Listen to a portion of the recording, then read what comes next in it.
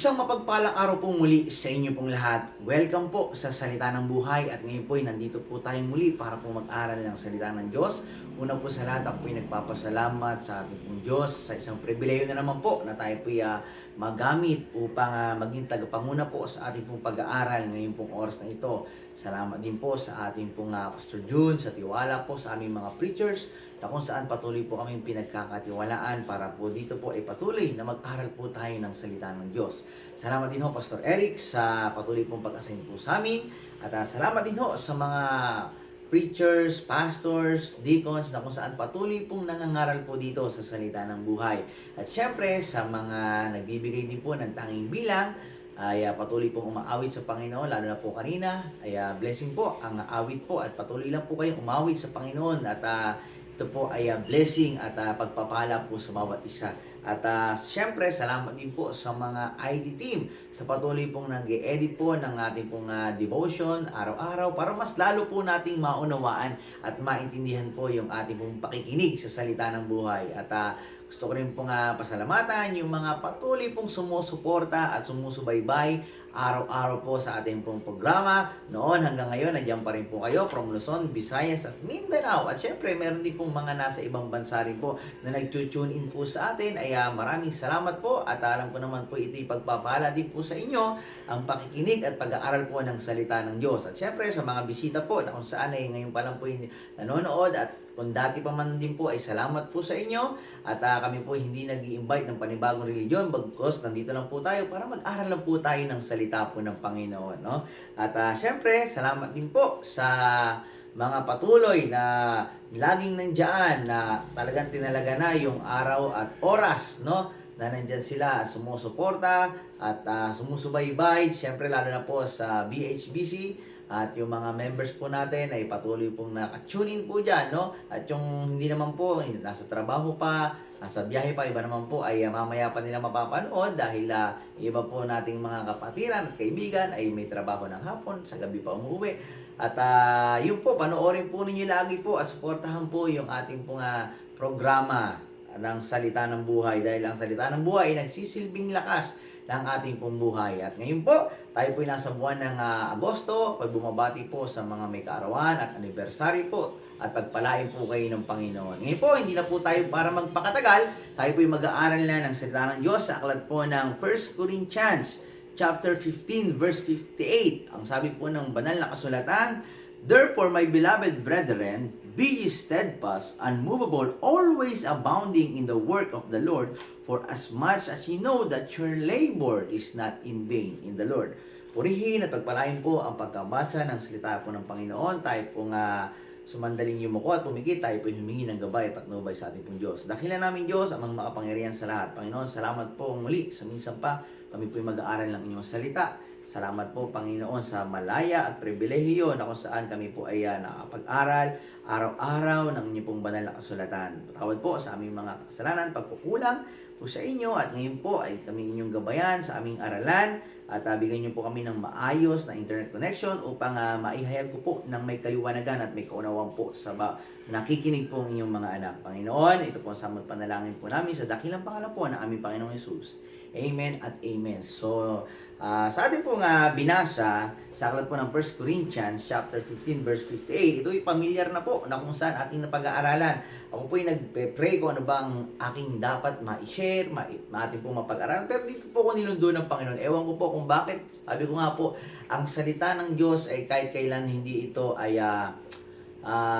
napakinggan na natin. Ay, naalam ko na yan. Bagkus lagi pong may pangungusap na panibago po sa atin ng Panginoon, no? Kung ano yun po natin, ito po kasi ay nagsisilbing paalala po sa atin na kung tayo man po ay nangihina, tayo man po ay may ginagawa sa Panginoon, at noon hanggang ngayon po ay meron tayong ay naglilingkod po tayo sa ating Panginoon, ay wag po tayong manghina. Bagkus ay tayo po ay patuloy pong maglingkod dahil yung ating pong ginagawa sa Panginoon ay hindi walang kabuluhan po, no?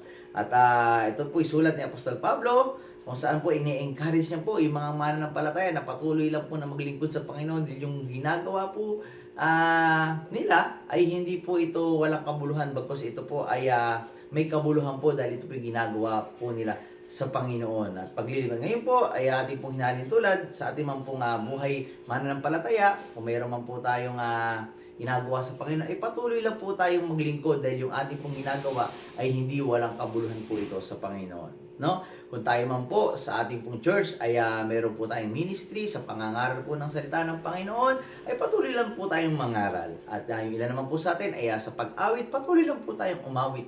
At yung iba naman po ay sa ministeryo ng pag-i-edit ay patuloy lang po, no? At iba naman po kung saan ay sa pagtuturo din po ng mga bata ay patuloy lang pong magturo sa mga bata. At yung iba naman po ay sumasama sa soul winning, patuloy lang po sumama sa soul winning. At kung ano man pong ministry sa church, ng ating kinabibilangan or ano man pong ginagawa ay magpatuloy lang po dahil yung ating ginagawa ay hindi po yan walang kabuluhan sa Panginoon. Bagkus yan po ay may kabuluhan po yan dahil sa Diyos po natin po yan ginagawa. So, ngayon po, meron po tayong 3 bagay lang na pag-aaralan po ngayong oras na ito. So, how can we always be abounding in the work of the Lord? So, ang ating pong title, yung pamagat po ng ating pong pag-aaral ngayon is Abounding in the Work of the Lord. So, number 1, stand firm. So, kailangan po patuloy po tayong manindigan, patuloy po tayong magtumibay, no?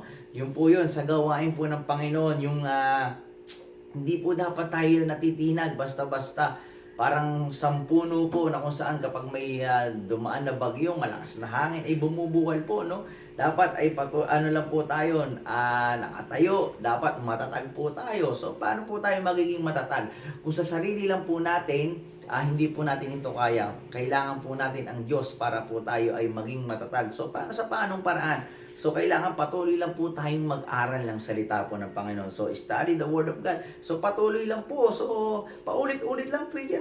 Yes, talaga po. Dahil kung tayo nga po ay patuloy na kumakain, physical, dapat patuloy pa rin po tayong kumakain ng spiritual po natin dahil ito po yung nagsisilbing lakas po ng spiritual nating buhay. Yung salita po ng Panginoon, yung Bible po, kaya nga araw-araw po tayong may salita ng buhay eh. Di ba? Ano po natin dito, nag-aaral po tayo, di ba? Pinapangaral po ito ng iba't ibang mga mangangaral po araw-araw kasi ito po yung pagkain ng ating spiritual na buhay. Kapag tayo hindi nag-aaral o nakikinig ng salita ng Panginoon, manghihina po yung spiritual na buhay po natin. Kaya dito po tayo lumalakas sa salita po ng Panginoon. At kung tayo po yung nanghihina, salita pa rin po ng Panginoon ng ating pagbulay-bulayan. Dapat nga, ito po yung pinagbubulayan natin araw at gabi. Diba? Sabi po sa Joshua 1:8, diba?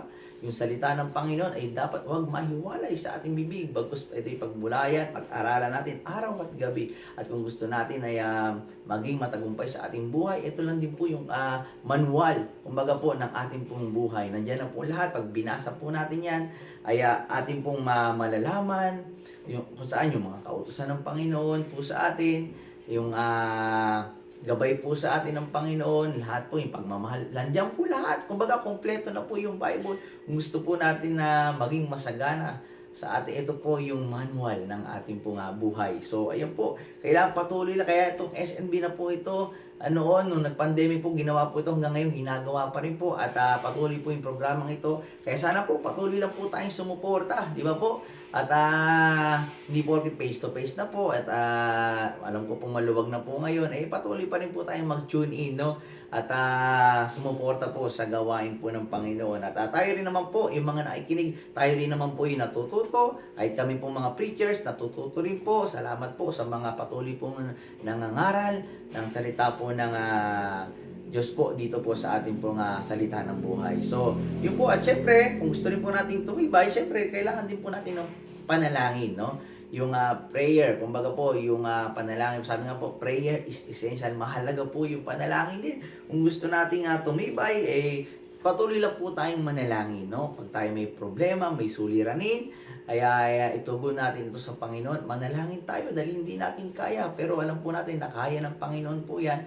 Ay tumawag lang po tayo sa Kanya. Sabi nga po sa Jeremiah 33:3, call unto me and I will answer thee and shew thee great and mighty things which thou knowest not. Kumbaga po, gusto natin magtumibay. Hindi tayo titibay sa sarili natin. Titibay lang po tayo sa Panginoon. Kasi kung tayo lang hindi natin kaya, kailangan natin ng Panginoon. So, stand firm. So, pagka may mga ano sa atin, atake ang kaaway. So wala naman tayong ibang kaaway eh. Ang kaaway natin walang iba kundi si Satan, ang devil po, no? Sabi nga po sa Ephesians chapter 6 verse 11, put on the full armor of God. Kumbaga po yung lahat, no? Para po meron tayong panlaban, no, sa atin. Hindi natin kaya pero pagkasama natin ng Panginoon ay makakaya po natin ito. So stand firm. Kailangan magpakatatag po tayo, no, para hindi po tayo basta-basta nabubuwal, no? Sabi nga, kapag tayo hindi na nag-aaral, nakikinig ng salita ng Panginoon, manghihina po yung ating spiritual. Kung tayo man po wala ng prayer life sa ating pong buhay,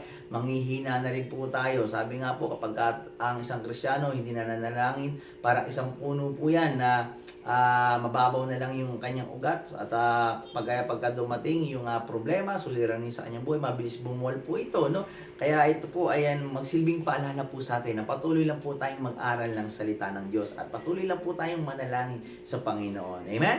So, secondly po, hindi lang stand firm. Sabi nga po, how can we always be abounding in the work of the Lord? Secondly, point number 2, we need to share and be fruitful. Kumbaga po, patuloy lang. Sabi po kasi dyan, always abounding in the work of the Lord. Kumbaga po, ibig sabihin, always, palagi. So, kailangan, dito po sa gawain ng Panginoon, meron po tayong binibigay. Ano yung binibigay natin? Yung sinishare natin. Una, yung sarili po natin, di ba? Yung time natin, yung oras natin. Tulad po ngayon sa mga nakikinig, binagbibigay po tayo ng oras sa Panginoon, di ba? At itong ginagawa po natin ito, hindi po sa tao ito. Kahit kami po mga mangangaral po dito, yung oras na pagre-record, yung oras po na yung mga item po yan, kumbaga yung time po nila, di ba? At yung mga maawit po diyan, yung mga talent po nila, ipinapagamit po nila sa Panginoon, di ba? Yun po yun na kailangan ay patuloy lang may ibibigay tayo, yung talent po natin, di ba? Yung time, sumalaga po yun. So, lagi na natin napapakinggan din, pati yung treasure natin, di ba? Kumbaga, kung ano binigay sa atin ng Panginoon, ay ipagamit po natin yan. Kasi lalo na po ngayon, tayo po ay may programa po sa ating church, sa BHBC, yung Love the Church campaign. Kumbaga, patuloy po tayong mag-invite. Una po na yung mga agrupo po natin. Pangalawa, yung mga kamag-anakan po niyan, mga bisita na, yung kamag-anak, di ba po? Mga mahal natin sa buhay, di ba? Dinadala po natin sa church. At doon po, sila po nababahagian po natin ang salita po ng Panginoon. At hindi lang basta mabahagian po natin, bagkus ito po yung maalagaan po natin sila. At tayo nga po, bilang isang mananampalataya, ay dapat maging malagaw po tayong mananampalataya. Hindi na po tayo dapat yung hanggang ngayon, tayo pa lang din po yung inaalagaan. Bagkus dapat po tayo nag-aalaga na rin po ng panibago. Kaya salamat po sa ating pong buting pastor na kung saan ay yan po yung ating pong programa ngayon sa church. At meron naman po dito sa iba nakikinig po sa ibang church. Yun po patuloy lang po tayong mag-invite po ng mga mahal natin sa buhay, kaibigan po, or kahit hindi man po natin kakilala or ano man po, ay invite po natin, masiran po sila ng kaligtasan po. So, kailangan po namumunga po tayo sa gawain po ng Panginoon, sa works of God. Kumbaga, yung gawain, di ba? Yung gawain po ng Panginoon ay dapat kung dyan, kung sa trabaho, mas active tayo, masigla tayo, di ba?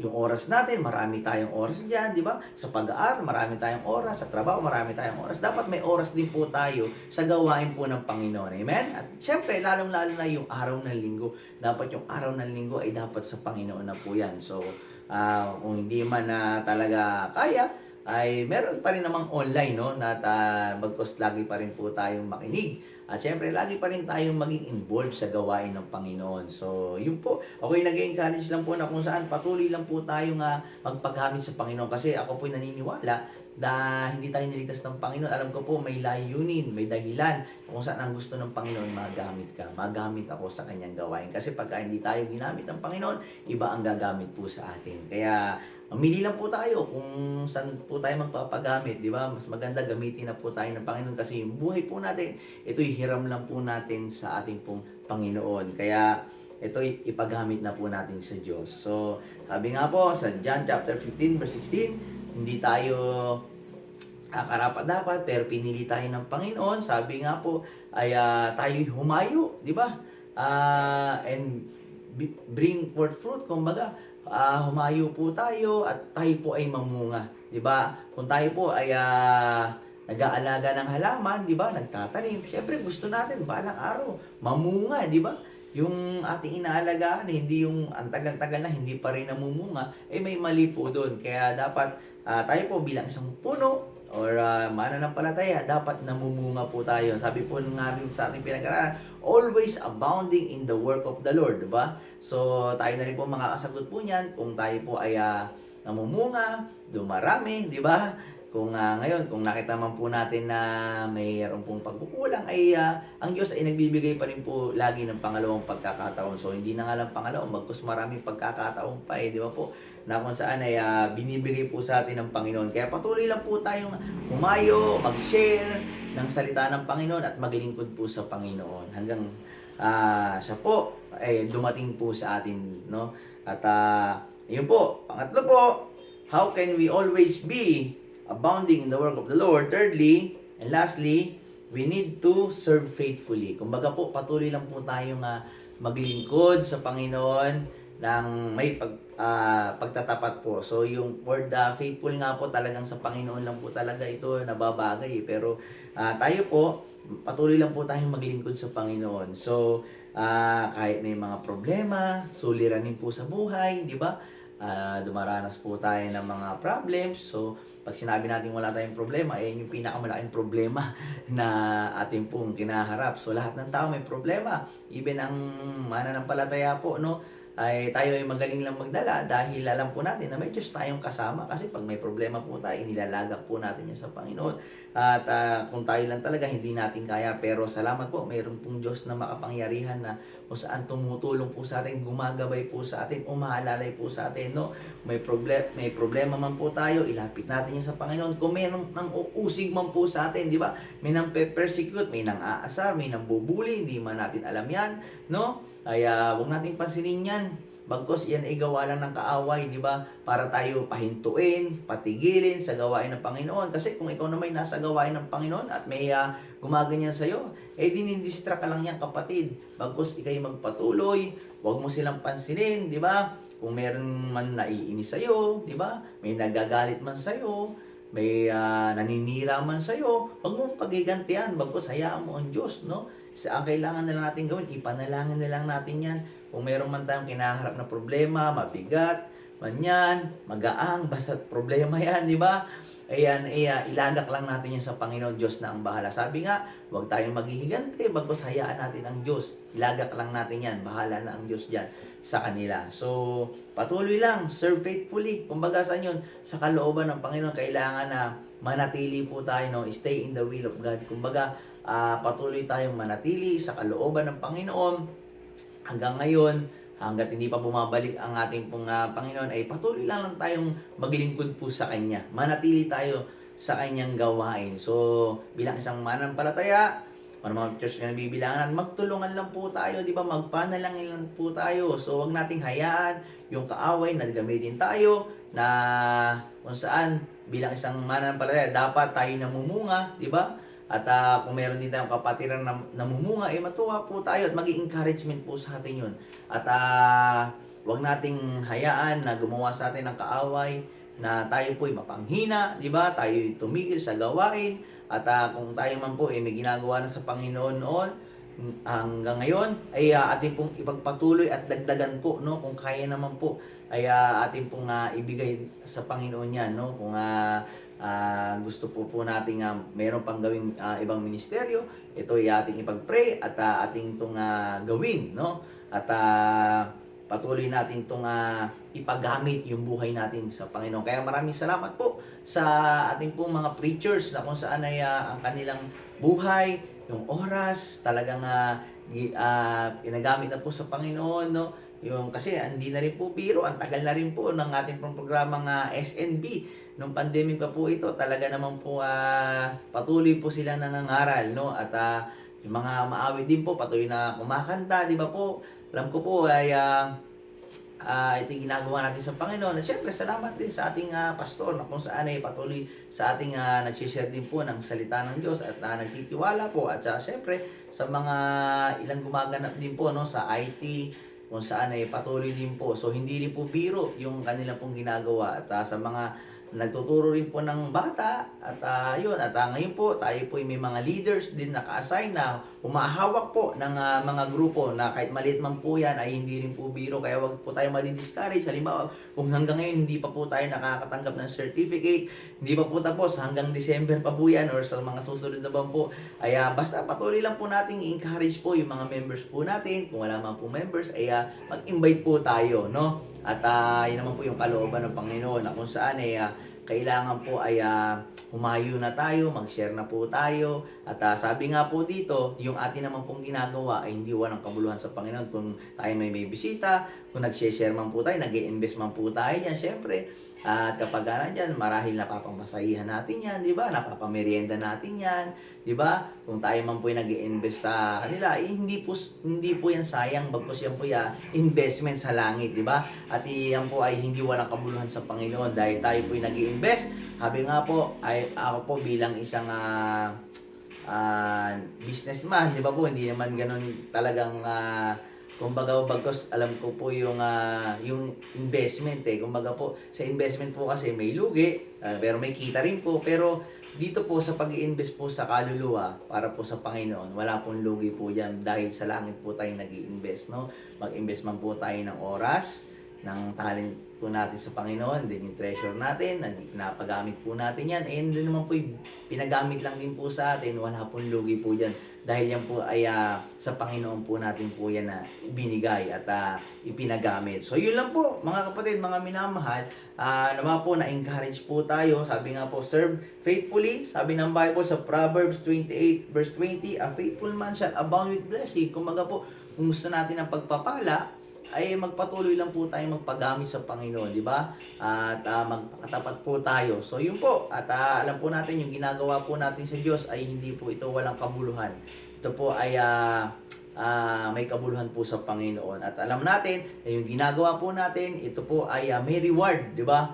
Hindi tayo basta naglilingkod lang, wala lang, di ba? Kumbaga po, pagka nga tayo nag-aral, meron pong graduation, merong kung sino yung first honor po dyan, di ba? Merong certificate po yan, may medals po yan. Pero sa atin po, sabi po ng Bible po dito sa ating huling talata, sa Revelations chapter 22 verse 12, ang sabi po ng Bible, sabi po niya, and behold, I come quickly, and my reward is with me, to give every man according as his work shall be. Kumbaga po, kung meron man po tayong ginawa sa Panginoon, ayan po, ay bibigay niya po na sa atin po ng gantimpala. So, hanggat hindi pa po hulihan lahat, tayo po yung maglingkod sa Panginoon, at balang araw, tayo po yung makaka-receive din po ng gantimpala mula sa Panginoon. So, muli po, Preacher Siron po, ang inyong pong lingkod. Nawa tayo po ay napagpala ng salita ng Panginoon, abounding in the work of the Lord. So number 1, stand firm. Kailangan po, patuloy po tayong magpakatatag sa Panginoon. So patuloy tayong mag-aral ng kanyang salita, manalangin po sa kanya. Pangalawa po, we need to share and be fruitful. Kumbaga po, patuloy lang po tayong maglingkod sa Panginoon, no? Yung share natin, yung ating pong patuloy yung oras natin, sarili man po natin, di ba? Yung ano man pong kumbaga po, yung ating mong tinatangkilik, share po natin yan. Para po saan? Para po lumago, no? Una, dapat tayong lumago po, no? Spiritual, sa gawain po ng Panginoon. So, dapat namumunga po tayo, abounding, di ba po? In the work of the Lord. So, and then thirdly, sabi po dyan, serve faithfully. Kumbaga po, for as much as you know that your labor is not in vain in the Lord. Patuloy lang po tayong magpakatapat sa paglilingkod sa Panginoon. Dahil yung ating ginagawa ay hindi walang kabuluhan po yan sa Panginoon. Kaya, sa lahat po, lahat na naglilingkod sa Panginoon, gusto ko po kayo encourage, ano man pong problema, suliranin po ang kaaway na ginagawa po sa inyo, magpatuloy lang po kayo sa gawain po ng Panginoon dahil yung ginagawa ay hindi walang kabuluhan po yan sa Panginoon. So muli po, maraming salamat po sa inyong pakikinig, panonood po ng Salita ng Buhay. Araw-araw po tayong manood at makinig po ng Salita ng Buhay dahil ito pong Salita ng Buhay ay magsisilbing lakas ng ating spiritual na buhay. So muli po, ang inyong lingkod, Preacher Siron, at ngayon po tayo po yung mananalangin at magtatapos po sa ating pag-aaral ng salita ng Diyos. Dakila namin Diyos, amang makapangyarihan sa lahat, Panginoon. Salamat po sa natapos po namin pag-aaral ng iyong salita. Ito po'y simple, payak, pero alam ko po, Panginoon, ito'y hindi walang kabuluhan. Bagkus ito po'y maging silbing encouragement sa bawat isa na nakinig at nanood po ngayon pong oras na ito sa salita ng buhay, na alam po namin ang aming ginagawa ay hindi walang kabuluhan po ito dahil kung kami mo pinapapagod, may problema, Pero alam po namin may biyaya po kayo na kung saan tumutulong po sa amin. Panginoon, palaksin niyo po ang inyong mga anak at lalo na po yung mga naglilingkod po sa inyo. Ito po ang samot panalangin namin sa dakilang pangalan po ng aming Panginoong Hesus. Amen at amen. So maraming salamat po. Pagpalain po tayo ng Panginoon.